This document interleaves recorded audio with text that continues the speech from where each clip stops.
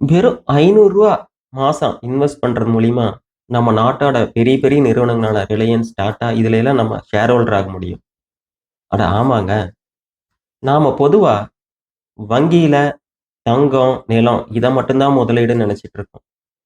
வங்கியில முதலீடு பண்றது மூலியமா நமக்கு கிடைக்கக்கூடிய வட்டி 6லிருந்து 7%.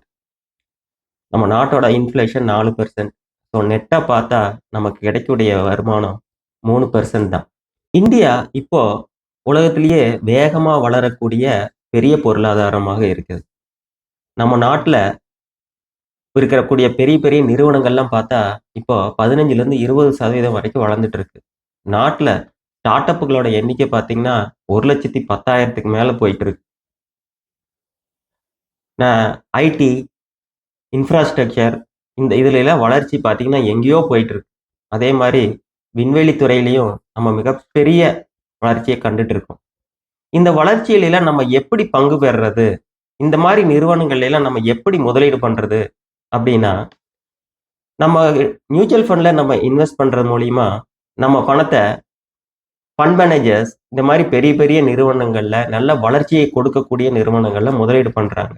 அதன் மூலியமா நமக்கு ஒரு 15 வருஷம், 20 வருஷம் இன்வெஸ்ட் பண்ணும்போது, கிடைக்கக்கூடிய சராசரி பார்த்தீங்கன்னா, வங்கியில நம்ம முதலீடு பண்ணா எவ்வளோ கிடைக்குதோ, அத விட 2 மடங்கு அதிகமா கிடைக்கிறதுக்கான வாய்ப்புகள் இருக்கு. அதாவது 12லிருந்து 13% வளர்ச்சி கிடைக்கிறதுக்கான வாய்ப்புகள் இருக்கு. ஒரு ரூ. 9,00,000 ஆர்டில அதாவது 15 வருஷம், வருஷம் 5,000 மேனிக்கு கட்டுறோம். பேங்க்ல ஆர்டி போடுறோம். மியூச்சுவல் ஃபண்ட்ஸ்ல எஸ்ஐபி போடுறோம்னு வச்சுக்கங்க. மியூச்சுவல் ஃபண்ட் எஸ்ஐபில உங்களுக்கு கிட்டத்தட்ட 12% வளர்ச்சியில ரூ. 24,00,000 கிடைக்கும்.